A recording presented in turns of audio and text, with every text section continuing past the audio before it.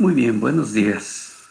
Continuando con nuestro curso de análisis vectorial, estamos pues ya eh, iniciados con el tema de los valores extremos, que fue lo que se trató la sesión pasada. Todo lo que fue la parte, digamos, analítica, digamos, los métodos o criterios para poder identificar puntos críticos, valores para determinar los valores extremos. Las técnicas primero de encontrar esos puntos críticos y luego identificar de qué tipo de valor extremo se estaba encontrando en cada una en cada una de las funciones. Si esta tenía un solo punto crítico o más de uno, y cómo estos eran identificados y después saber de qué se trataba, un máximo o un mínimo o un punto sí, etcétera. En esta ocasión vamos a tratar un poco sobre lo que es, para qué me sirve las aplicaciones. De tal manera que vamos a abordar entonces este tema a través de un siguiente material que voy a compartir. Bien, entonces aquí tenemos a la vista el tema y lo vamos a empezar. Bueno, a lo que me refería hace un momento consistía pues en que el tema, los valores extremos conocidos como mínimos o bien máximos. Vimos lo que era su definición y cómo estos se van localizando a través de, identificando pues desde un punto de vista gráfico primero. Entonces es lo que la sesión pasada se trató. Bien, por allí hay el teorema, son de valores extremos, es decir, se fue diciendo pues cuando se presentaba un punto crítico a través de obviamente las derivadas parciales, que es lo que se fue indicando paso a paso en cada uno de estos desarrollos para poder determinar esos valores. Se habló pues de que se hablaba de las derivadas parciales igualando a cero las primeras derivadas, ¿sí? Y eso nos permitía conocer dónde había un punto crítico, como lo podemos observar aquí. Luego por ahí recurrimos a un ejemplo como este y se fue ahora sí que analizando paso a paso para poder encontrar qué tipo de valor extremo es el que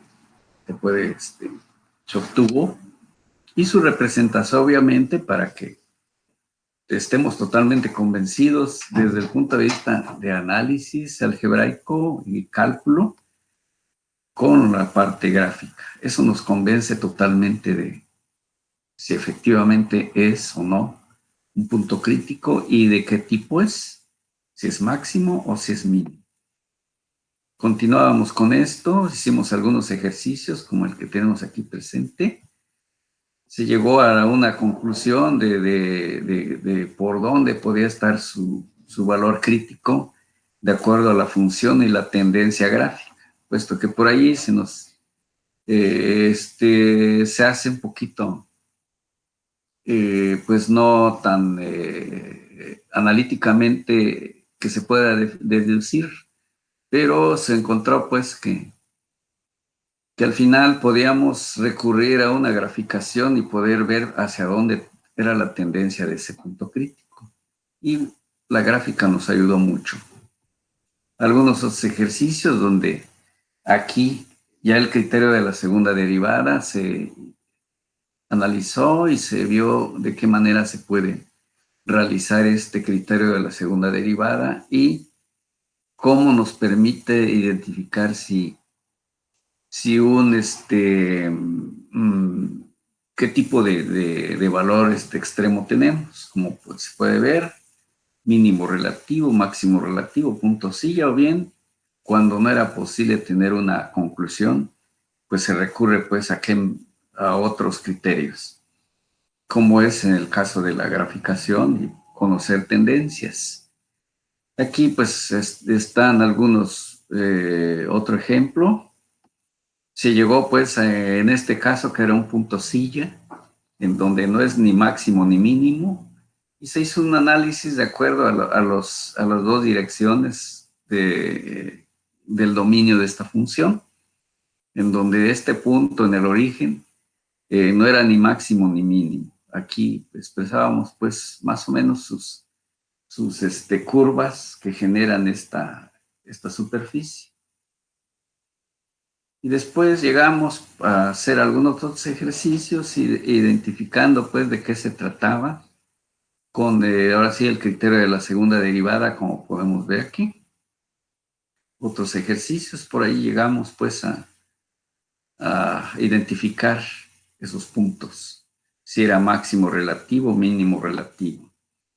Aquí, por ejemplo, otro caso donde tenemos una función de este tipo, se aplican todas los criterios. Sin embargo, aquí pues vimos que se llegó a la conclusión que D era igual a 0, y entonces eso quedaba, no nos podía dar definir qué era o qué es. Pero bien el criterio entonces de una graficación y revisar en este caso las funciones. Según las tendencias y todo eso, pues vamos encontrando dónde se presenta un valor extremo, ¿verdad? Bien, ya esto es lo que vimos la sesión pasada, material que ya lo disponen en la plataforma. Vimos aquí otro ejemplo, vimos ahora sí que el determinante, que también le llaman Heysiano. En fin, dependiendo del autor sobre el que estemos tomándolo como referencia. Y aquí pues otro ejercicio donde se fue analizando paso a paso. Finalmente, la gráfica de este ejercicio, donde se hicieron pues los comentarios relativos a que se trataba de un mínimo relativo, por qué, en fin. Y ya tenemos este último caso, creo. Y ya hasta allí llegamos la sesión pasada. Entramos ahora a lo que es el método de mínimos cuadrados. Esto ya es una parte de aplicar los valores extremos. Obviamente ahorita no vamos a entrar al proceso deductivo digamos, de este método, pero sí utilizarlo como una herramienta, y obviamente pues ahí se puede ir analizando o descubriendo el origen de esta función. Por ejemplo, aquí dice que hay diversos procedimientos para elaborar modelos, y entre ellos el método de mínimos cuadrados.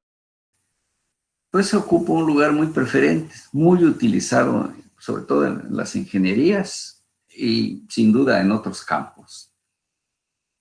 Al construir, por ejemplo, un modelo para fenómenos,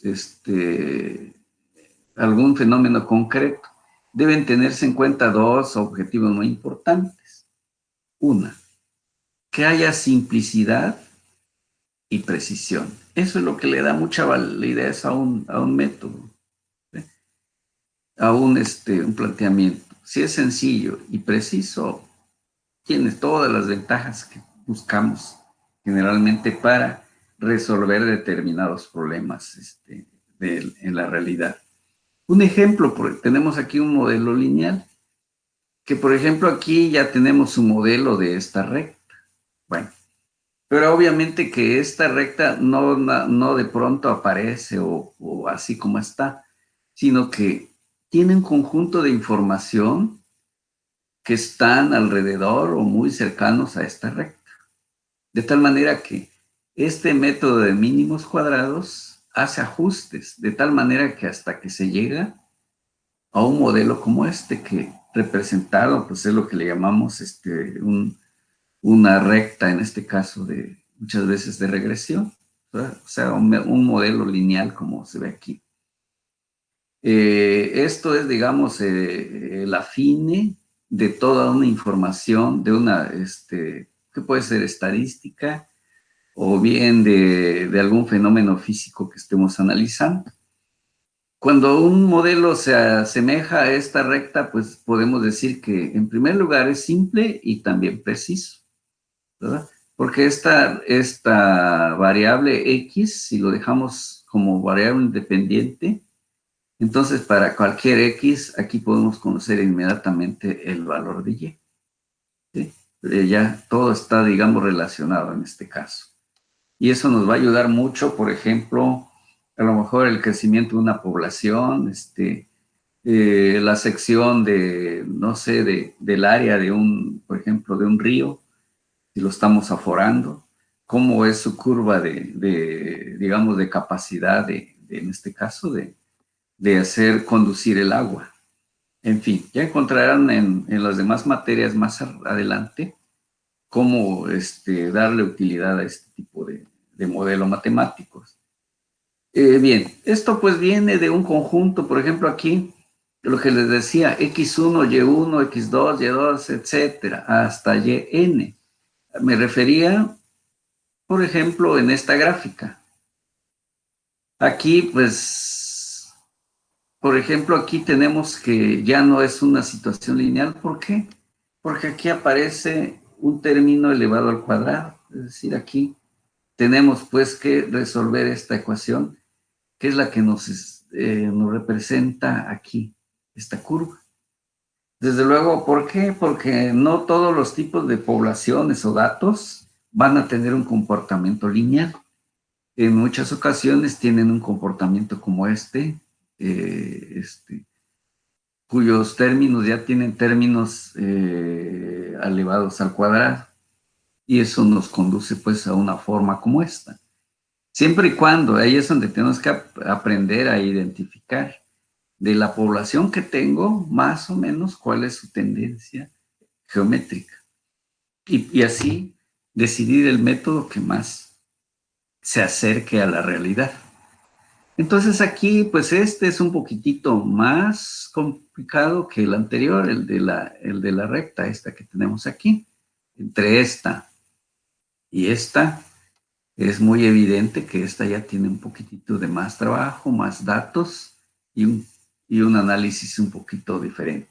Bueno, pero finalmente estamos hablando de poblaciones de datos. X1, Y1, X2, Y2 hasta XN, YN son los puntos que se encuentran cercanos a esta curva.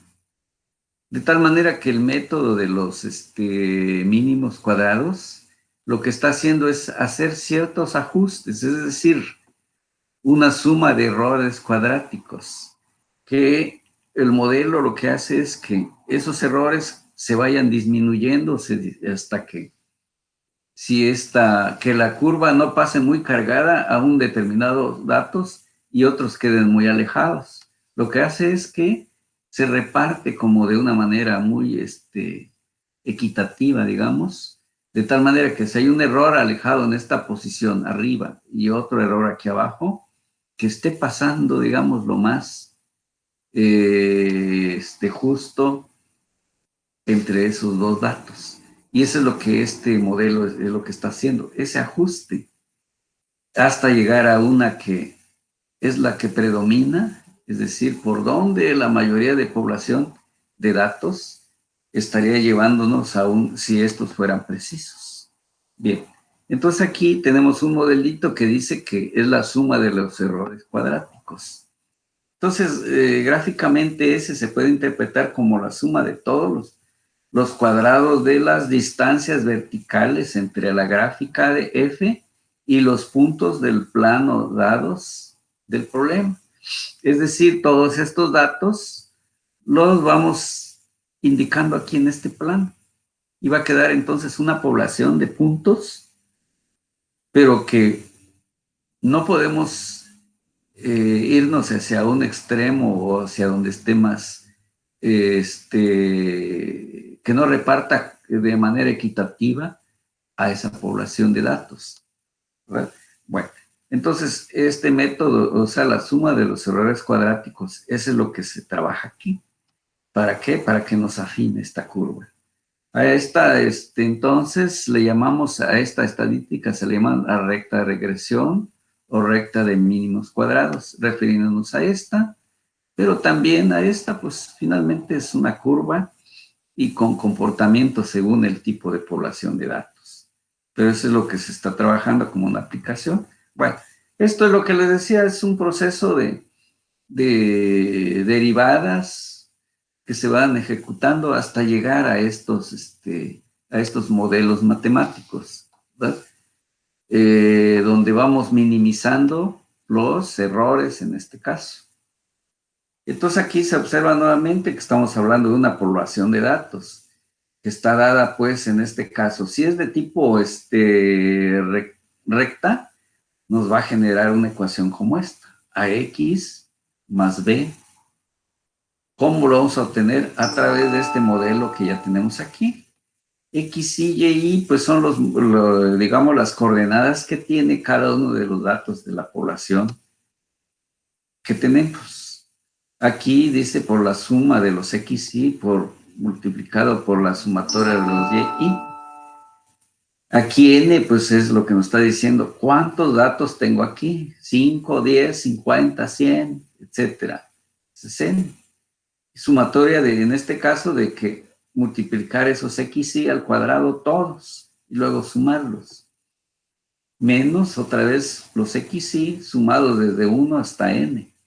Esto me va a permitir calcular esta A que tengo aquí.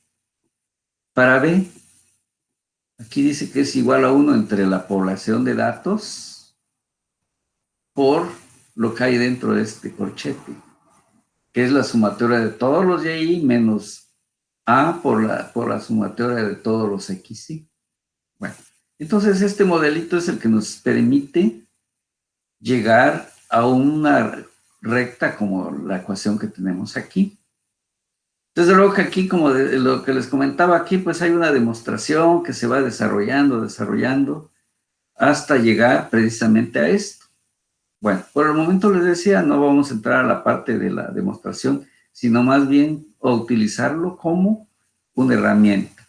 Por ejemplo, después de haber hecho toda esta deducción, dice que si los valores de X están simétricamente distribuidos respecto al eje Y, entonces todos los XY ya valdrán, en este caso, esos errores de XY valdrán igual a 0, es decir, se compensó lo que está arriba de la curva con lo que está abajo de la curva.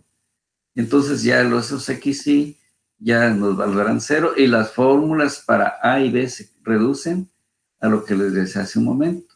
Estas son las mismas que teníamos en la diapositiva anterior. Esta, que nos va a permitir, es decir, simplificamos. Aquí donde estaba, aquí está. Aquí está A y B en forma general, pero si ya el caso se ha simplificado como dice aquí, entonces la deducción de A y de B también se simplificó. Bueno, probemos entonces este modelo. Hallar la recta de regresión para los puntos menos 3, 0, menos 1, 1, 0, 2 y 2, 3. Es una pequeña población, es nada más, en este caso pues es didáctico, es para probar el modelo que al que estamos refiriéndonos. Bueno, entonces, técnicas. Solución. La tabla muestra los cálculos necesarios para hallar esta recta de regresión con, les decía, este es el número de datos, 1, 2, 3, en este caso hay 4. Bien. Entonces conviene preparar esta información en una tablita, como la que tenemos aquí. ¿Por qué? Porque de ahí estamos haciendo estas sumatorias, por ejemplo, de los XY. Aquí está, sumatoria de los XY, ¿cuánto me dio finalmente? Es decir, ¿por qué? Porque está sumando. Menos 3 menos 1 sería menos 4 más 2, finalmente estamos obteniendo menos 2. ¿De quién? De esta sumatoria de los XY. Por acá nos vamos en Y, necesitamos la sumatoria de los Y. Observamos 0, sumado con 1, con 2 y con 3. al final nos está dando 1 más 2, 3 y 3 serían 6. El producto nos dice que ahora multipliquemos los x con los y. Entonces vamos, menos 3 por 0, pues me da 0. Menos 1 con 1 me da menos 1. Perdón. 0 con 2, al multiplicar nos da 0 y 2 por 3 nos da 6. Sumados, aquí hay menos 1 con un 6, pues nos está dando un valor de 5. Luego dice que elevemos al cuadrado todos los x. 3 al cuadrado, 1 al cuadrado, 0 al cuadrado, 2 al cuadrado. Y luego sumarlos. 9 y 1, 10. Aquí serían entonces un valor de 14. Bueno, esta tablita ¿para qué nos sirve? Para tener los valores que vamos a poner en este modelo matemático. Entonces aquí, por ejemplo, tenemos los xy por los y, ¿sí? Aquí está. Nos dio 5. ¿Cuánto es el número de la población de datos? 1, 2, 3, hasta 4, lo que habíamos al principio. Entonces aquí están los productos y con x y con y sumados, desde 1 hasta n. ¿Sí? Menos, aquí nos dice pues de que es los xy multiplicados por la sumatoria de los xy con la sumatoria de los y. Entonces aquí son las dos sumatorias que tenemos. Una que es el menos 2 que tenemos aquí, y el otro con los y que están, aquí está, 2, aquí menos 2 por 6, que es lo que tenemos aquí. Bueno, entonces ya tenemos este producto, el numerador, y luego aquí es sumatoria de los xy elevados al cuadrado. Entonces aquí está los xy, la sumatoria. ¿Cuánto nos dio finalmente? Sumados, aquí está, tenemos 2 elevados al cuadrado, aquí está. ¿Sí? Entonces, el número de datos es n. La sumatoria de los xy, de los cuadrados de los xy, es lo que tenemos aquí, que nos dio 14. Menos, aquí sería, dice, los sumatorios de los xy. ¿Dónde están la suma de los xy? Aquí está, que es menos 2 y que dice que todo eso lo elevamos al cuadrado. Finalmente, esta formulita nos dio, al hacer estas operaciones, menos 2 por 6 y 4 por 5, nos dio un valor de 8. Y este producto de aquí, 14 por 2 menos 4, al elevar esto al cuadrado, pues nos dio 13. Bien. De tal manera que aquí tenemos esto ya como 8 tercios. ¿Quién? Es el valor de A. Nos vamos a calcular B. B dice que es 1 entre N por estas sumatorias. Metemos los datos aquí, un cuarto. Esto nos dio 6. La A que nos dio un menos, en este caso un 8 tercios. Y aquí la sumatoria de todos los XY, que nos dio el valor que tenemos aquí, que es menos 2. De tal manera que esa B resultó de 47/26 avos. Entonces esta tablita nos está ayudando a organizar la información y luego vamos haciendo las sustituciones correspondientes. Bueno, esto ya nos conduce a que aquí Y es igual a una pendiente por cualquier X, entre un valor constante que tenemos al principio. Entonces aquí si regresamos, recuerden que Y es igual a Bx más un valor B, AX más un valor B. Este valor B es el que por ahí tenemos, en este caso aquí está, ¿sí? Que todavía lo tenemos aquí, 27. Esta es la pendiente, en este caso de la recta, que es 8 tercios. ¿Sí?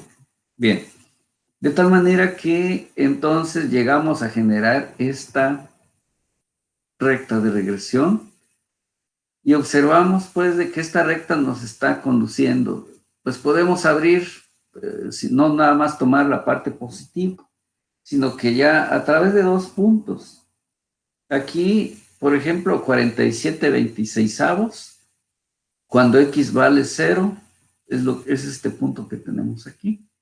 Podemos trabajar de aquí hacia la derecha o de aquí hacia atrás, hasta ver por dónde corta en este caso los ejes, el otro eje. En fin, pero aquí ya tenemos entonces una recta de regresión, es decir, si por ejemplo me interesa cuando x valga 2, inmediatamente sé cuánto vale y. Entonces, por ejemplo, aquí, pues la población no nos dice el origen del problema, pero pudiera ser aquí, por ejemplo, el número de años y aquí la cantidad de población de una ciudad. Entonces, por ejemplo, para 2010, me ubico aquí y aquí tendré la población a la que corresponde. ¿Sí? Si es histórico, pues nada más sirve para la prueba de que efectivamente el modelo es suficientemente o con cierta exactitud, porque nos lleva a un resultado bastante confiable. Bien, eso sería en cuanto a con esa población de 4 datos, como lo vimos hace un momentito. ¿Sí? Aquí, aquí estaba. La población es pequeñita, nada más 4 datos. Habrán, como les decía, en muchas ocasiones hay que manejar 20, 100, no sé, todo lo que sea necesario para poder llegar a obtener el mejor modelo matemático. Entonces aquí está, resultado analítico, la recta de regresión con su correspondiente modelo matemático. Nos vamos entonces. Otro ejemplo, determinar los valores máximos y mínimos, regresando un poquito al primer, relacionada con la sesión pasada.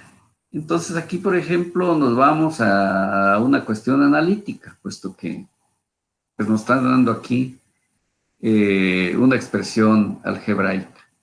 Entonces, si tiene puntos sillas, lo vamos a obtener. Si tiene máximo o mínimo relativos. Vemos aquí que esta función está elevada a la cuarta. Bueno, la solución. Primer paso. Se vio que era hacer la primera derivada respecto de x de la función. Así también la primera derivada de la función con respecto a y. Y aquí generamos digamos, modelitos 1. ¿Cuál era la técnica? Cuando la derivada lo elevamos a 0, lo igualamos a 0, entonces allí se presentaba un punto crítico. ¿Por qué? Porque la derivada sabemos que es pendiente. Significa que si se iguala a 0, significa que esa recta o esa pendiente ya se volvió 0. Y eso nos está permitiendo que ya llegó a un valor mayor o a un valor menor en la función. Eso es lo que gráficamente nos está indicando la primera derivada. Entonces ya igualamos a 0, dice, igualar a 0 las derivadas, ambas. Aquí lo que hicimos es dividir entre 4, por eso ya aparece x cúbica nada más y menos y. Tenemos un modelo 2. Lo mismo hacemos aquí, dividimos entre 4 y ya tenemos y cúbica menos x igual a 0, modelo 3. Podemos sustituir, por ejemplo, y es igual a x cuadrada de la segunda ecuación que tenemos aquí. O sea, y es igual, o sea que aquí, si yo elevo en este caso la x al cubo, o más bien x es igual a y cúbica, ¿sí? O bien aquí, en ambos casos, y es igual a x cúbica también. Entonces, vemos que aquí hay ciertas equivalencias entre las dos funciones. Muy bien. Quiere decir entonces que agarramos, si yo sustituyo aquí la x, ¿sí? debo elevarlo, la x cúbica va a ser igual a menos y, a y. Entonces solo la x sería entonces elevar al cubo esta y. Pero como esta y ya está elevada al cubo, entonces sería y cúbica y otra vez elevado al cubo. De tal manera que aquí entonces tenemos que esta x se vuelve x a la 9 menos la x que tenemos aquí en este modelo 2, 3, perdón. Bueno, entonces estamos trabajando desde aquí, ¿sí? Desde aquí, y de tal manera que ya tenemos entonces la y en función de x y la x que tenemos aquí. Con eso ya tenemos una sola variable. De tal manera que esto lo podemos factorizar. Por ejemplo, x por x a la 8, pues nos dará x9 menos la x que tengo aquí. Pero aún podemos seguir factorizando. Dejamos esta x igual y x a la, a la 8 menos 1 lo podemos factorizar de esta manera. De tal manera que esta x que multiplica x menos 2, ¿eh? Que es lo que estamos aquí factorizando, por x más 2, o sea, esta de la x cuarta, ya está factorizado este término, aquí y aquí. Y conservamos este x cuarta más 1. Esto entonces nos permite identificar cuántas raíces hay. ¿Sí? Entonces, por ejemplo, de modo que hay 3 raíces. ¿De dónde lo deducimos? De estos binomios. De tal manera que si aquí, en primer lugar, como esto todo es un producto, si lo doy un valor de 0 a la x, pues cuando x igual a 0, todo esto se volvió 0. ¿Vale? Bien, o bien si regresamos, cuando x igual a 0, aquí si le damos x igual a 0, pues la y se va a volver 0, o aquí también. ¿Sí? Entonces tenemos un punto crítico, aquí en este caso, que es para x igual a 0 también y se volvió 0 y aquí tenemos entonces 0 y 0 para y. Vamos a ver. Bueno, está bien. Luego, pues siguiente punto. Si para esta situación necesitamos un valor positivo aquí de x, de aquí, y entonces para aquí un valor positivo, entonces x es igual a 1. Volvemos a probar. ¿Cuál es el valor de y? Bueno, cuando yo le dé x igual a 1, 1 al cubo igual a menos y, lo paso a la derecha y va a ser positivo y 1 al cubo pues es 1. Entonces para x igual a 1 también y es igual a 1 cuando es positivo. ¿Cuál otro punto puede haber? Negativo aquí, aquí positivo, aquí negativo. De tal manera que si le doy un valor negativo a la x, ya sea aquí o aquí, resulta que y también es negativo de 1. Estamos obteniéndolos aquí. Bien, de tal manera que entonces tenemos 3 puntos críticos, 0, 0, 1, 1 y menos 1, menos 1. Entonces ya estén identificados. ¿Por qué? Porque hasta aquí lo que hemos hecho es la primera derivada con respecto a las dos variables, las dos direcciones. Hasta ahí hemos llegado. Aquí me permitió obtener puntos críticos. Pero ahora, esos puntos críticos, ¿qué son? ¿Máximos, mínimos o puntos silla? Es la siguiente etapa del problema. Para ello vimos que usamos el criterio de la segunda derivada, que decía volver a derivar respecto a x, luego derivar, si lo hice con respecto a x, ahora luego con respecto a y ahí están. Y se volver a derivar respecto de y, si ya hice la primera derivada, ahora sería la segunda derivada respecto de y. ¿De quién? De la función, aquí lo que tenemos aquí. Por ejemplo, volver a derivar respecto a x, esto es constante. 4 por 3 serían 12x cuadrada, la segunda derivada de x. Si aquí es segunda derivada respecto de y, x es constante temporalmente. 3 por 4 serían 12 y cuadrada, ¿verdad? Eso es lo que estamos llevando aquí.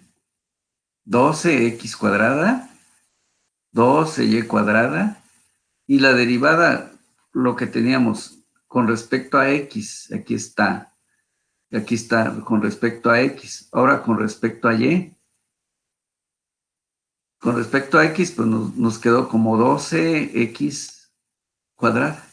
Pero si voy a derivar respecto de y, este término se vuelve constante. Y si derivo otra vez aquí con respecto de y, entonces sería nada más menos 4. ¿Qué es lo que tenemos aquí? Aquí está ese menos 4.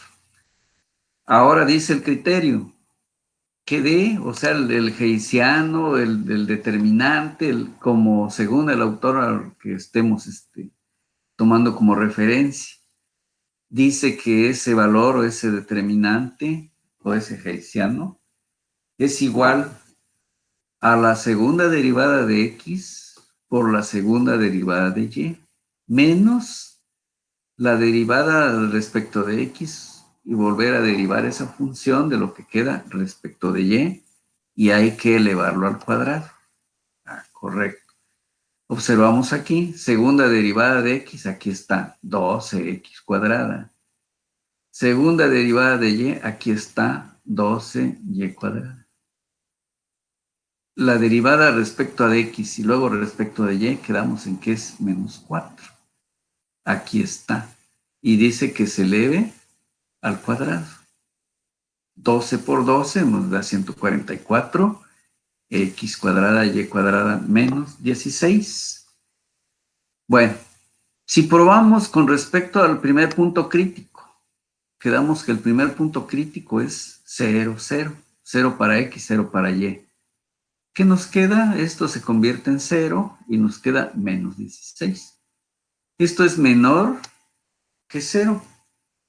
Nos vamos al criterio de la segunda derivada, que teníamos mucho más por acá, mucho atrás. Criterio de la segunda derivada, vamos a ver, a localizarlo. Más atrás todavía. ¿Sí? Aquí está. Dice que fxx mayor que 0 y d mayor que 0 tenía que ser. El caso que vimos de fue menor que 0, ¿sí?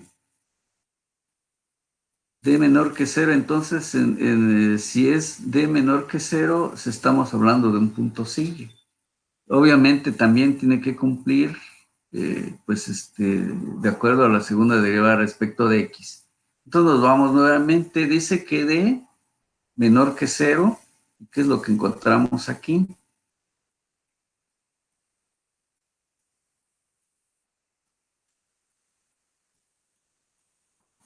Por acá andamos.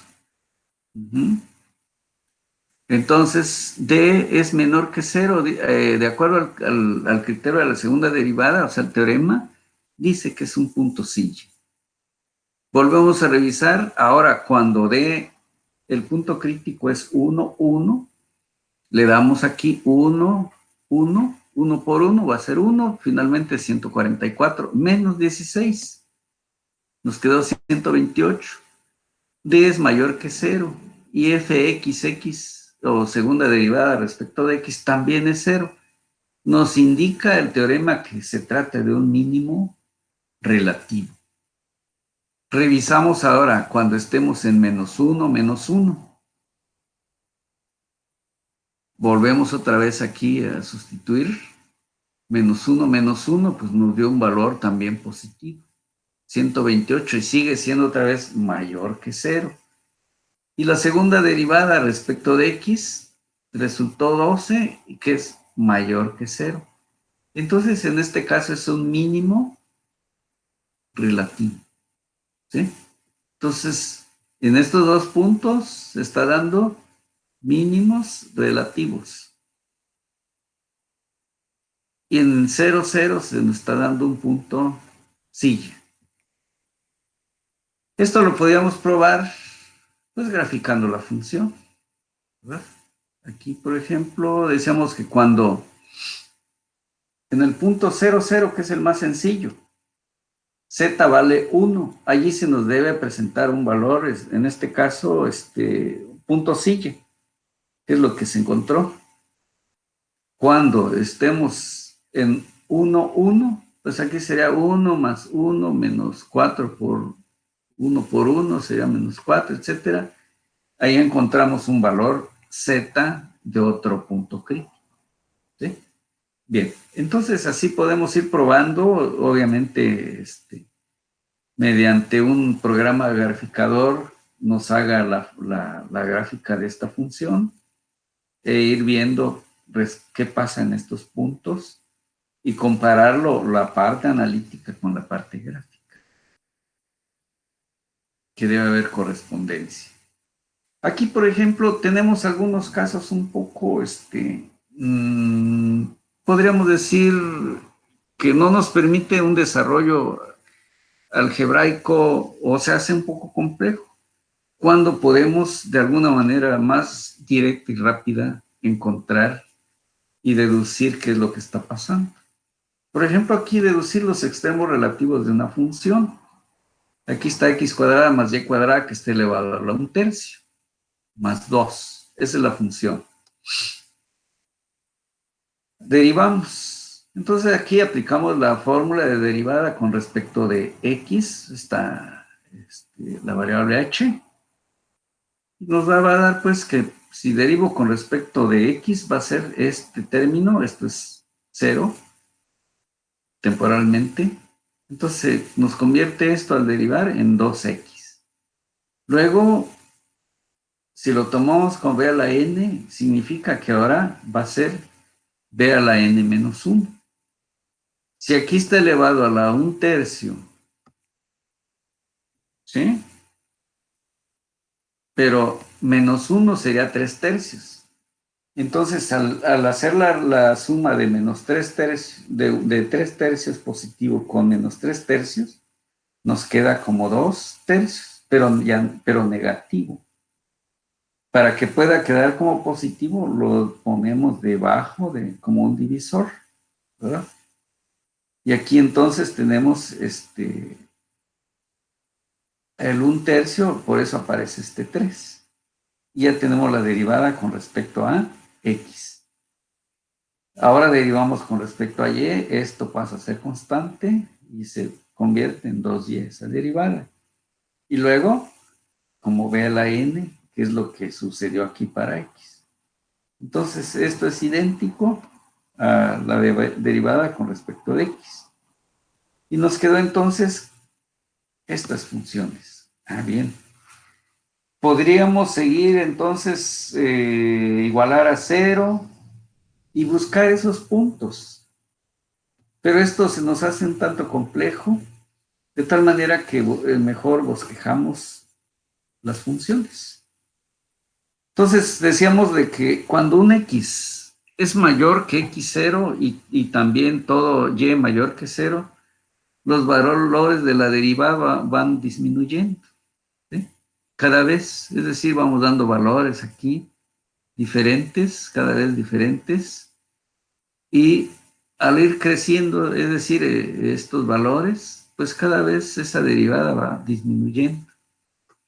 Esto nos conduce a que el punto, cuando ya hay en un punto extremo, ¿cuál sería? El 0, 0.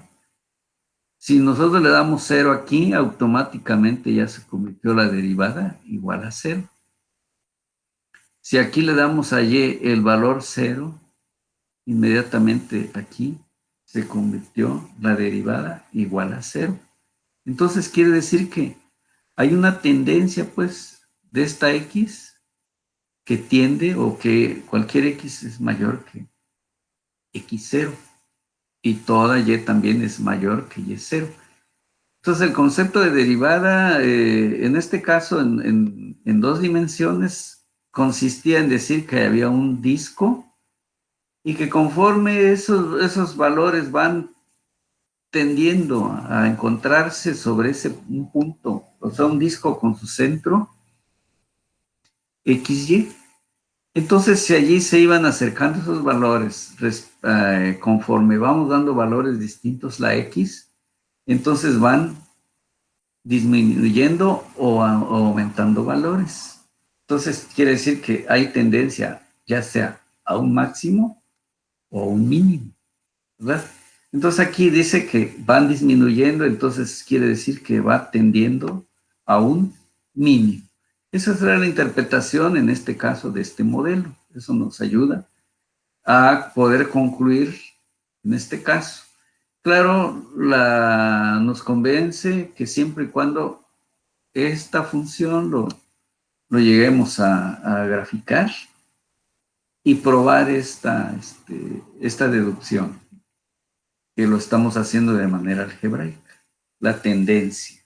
Bueno, eso es por dar otros dos ejercicios más de cómo se determina si es un máximo, si es un mínimo, si es un puntocillo, aparte de los que se vieron la clase, sesión pasada. Volvemos entonces otra vez a una aplicación. Por ejemplo, vimos el de la recta de regresión. Ahora estamos en otro tipo de problema. El área de una sección transversal en forma de trapecio se forma doblando los extremos de una lámina de aluminio de 30 pulgadas de ancho.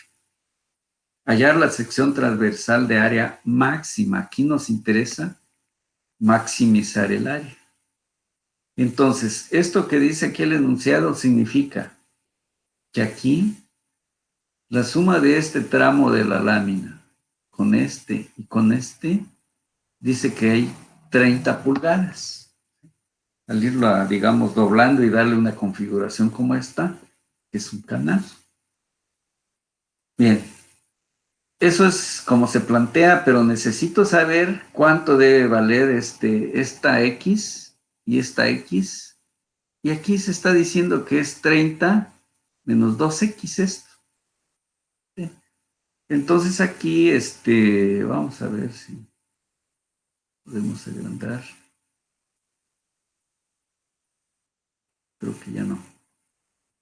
Bueno, entonces sí, aquí mejora un poquito. Entonces aquí son X, X, y aquí sería 30 menos 2X. ¿Por qué? Porque todo mide 30 y le estamos quitando estas 2X para tener esta parte, la base de ese trapecio. Bien, eso sería, digamos, una configuración de lo que tenemos, cómo hacer que tengamos una sección mayor o máximo en este caso. Y planteemos lo siguiente. Llamémosle H la altura. Llamémosles B la base mayor. Y aquí B minúscula, o sea, la base menor, que sea 30 menos 2X, que es lo que tenemos aquí. Bien. Con respecto al horizontal y este tramo de la lámina, hay un ángulo que le podemos llamar teta en los dos lados, hay simetría. Por otro lado, podemos decir que la distancia horizontal entre este punto y se llama L. Lo mismo aquí de este otro lado. Entonces ya tenemos allí planteado el problema con otras incógnitas que nos permita ahora sí poder plantear de manera lo mejor posible, que no se nos complique este planteamiento y obviamente la solución. Sacamos entonces aquí una parte de este triángulo, de esta parte de la sección, lo que está afuera.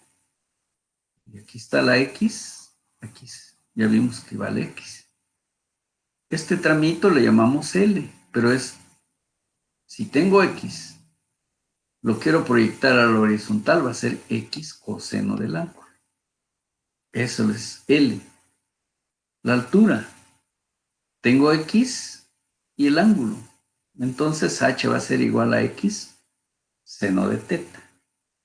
Entonces ya tenemos allí cómo lo podemos replantear esta parte de él. ¿Por qué? Porque hasta acá está llegando la base mayor. Bueno, fórmula de un trapecio. ¿Sí? En este caso B primero. B no lo tenemos todavía a qué equivale.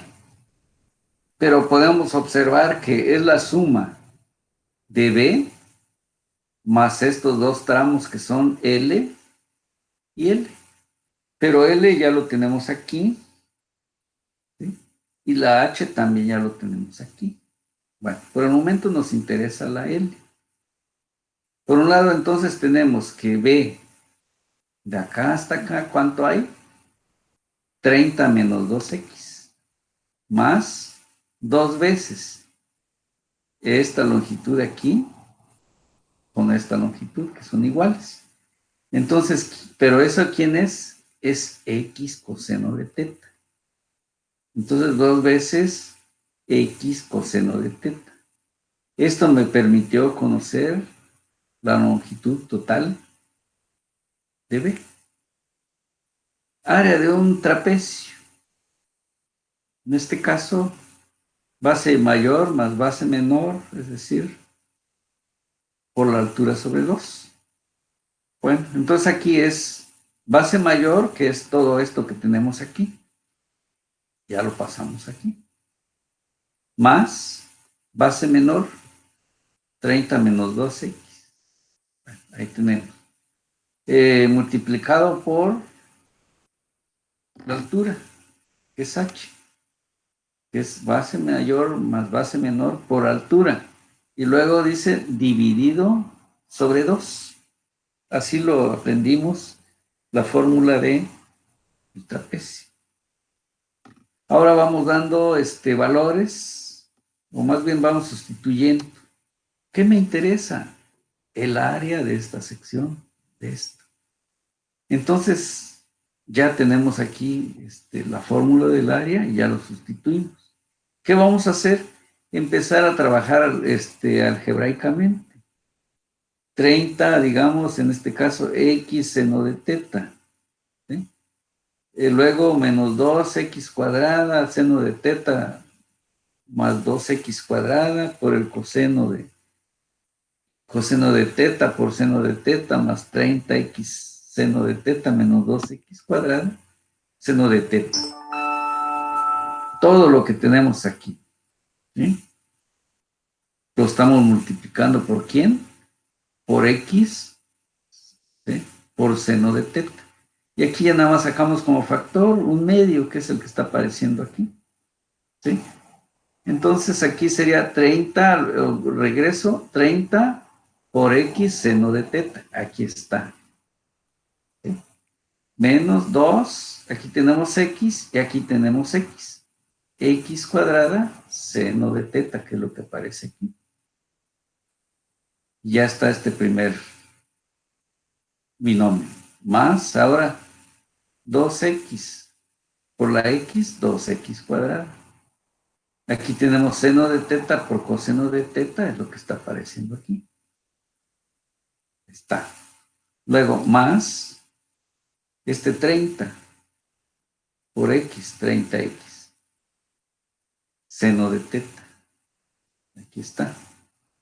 Menos 2X por X sería 2X cuadrada. Seno de teta. Y todo es sobre 2, como les comentaba. Entonces aquí ya vamos simplificando. 30X seno de teta menos 2, etcétera. Y vamos simplificando. Bien. Vamos simplificando ahora. Hasta aquí está ya simplificada el área. Es decir, aquí lo que nos quedó al final, aquí es esta. El área, ya lo tenemos aquí. ¿Qué tenemos que hacer? Derivar el área 1 con respecto a X. ¿Qué es lo que estamos planteando ya aquí? Derivada de A con respecto de AX. Entonces aquí es donde ya estamos aplicando la derivada con respecto a X del área. Y eso lo estamos llamando como la ecuación 1. Y para encontrar el punto crítico, decías que esa primera derivada se igualara a 0. Aquí ya se hizo, se igualó a 0. Bien, ahora, ¿qué me interesa? La derivada del área, pero ahora con respecto al ángulo, teta. Aplicamos la derivada del área, de la función área, y nos dio esta derivada con respecto, en este caso, de teta. Lo igualamos a 0 también y tenemos la ecuación 2. Bien, ya están igualadas a 0, porque así nos dice la regla de obtención de puntos críticos. Entonces aquí lo que hicimos es, lo que ya está aquí lo estamos recalcando, la derivada de A del área con respecto a X, o sea, podemos obtenerlo pues de 1, ¿sí? Entonces ya está. Lo igualamos a 0, vamos simplificando. Bueno, aquí creo que se me borró una partecita, no, está bien, está aquí, es esta, aquí. Y entonces vamos simplificando una en función de la otra, es decir, aquí se igualó y vamos entonces al igualar igual a 0, que es lo que se obtuvo de 1. Vamos simplificando entonces aquí respecto de la primera ecuación hasta que llegamos a coseno de teta que quedara en función respecto de x. Es decir, ¿de dónde fue saliendo? Al igualar, por ejemplo, podemos dejar 2x coseno de teta seno de teta y pasar 30 seno de teta menos 4x seno de teta a la derecha. Y vamos simplificando, simplificando, hasta que llegamos a esta expresión. Bueno, de tal manera que coseno de teta es igual a 2x menos 15 sobre x. Ahora, ¿dónde voy a sustituir? De la primera saqué esto. Ahora lo que me interesa es que teta lo voy a sustituir, el coseno de teta. Aquí está coseno de teta en todos los casos. Bien, observamos, tenemos 30x, pero coseno de teta es 2x menos 15 entre x. Aquí está el primer término. Menos 2x cuadrada. Vuelvo a sustituir coseno de teta, que es 2x menos 15 entre x, más el siguiente término.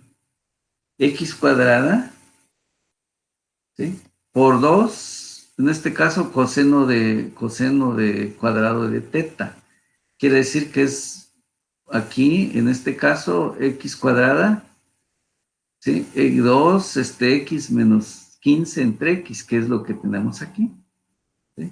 X cuadrada. Bien, aquí sería entonces y menos 1. Aquí estamos metiendo el x y luego el coseno cuadrado y menos 1. Aquí está.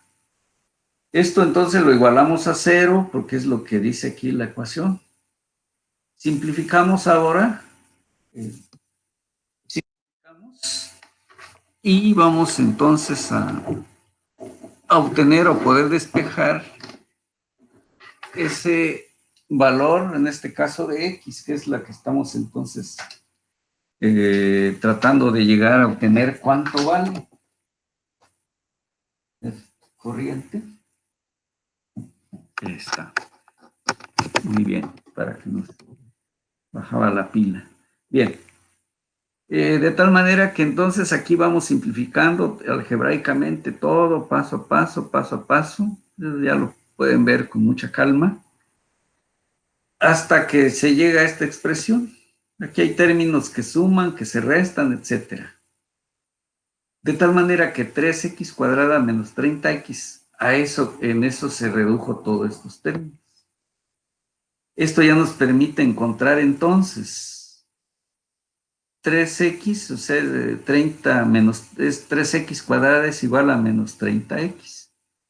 De tal manera que resolvemos esta ecuación cuadrática, ya sea que factoricemos y luego encontremos el valor o los valores, de tal manera que al final resulta que x es igual a 10. Bueno, 10 ¿qué? 10 unidades de longitud.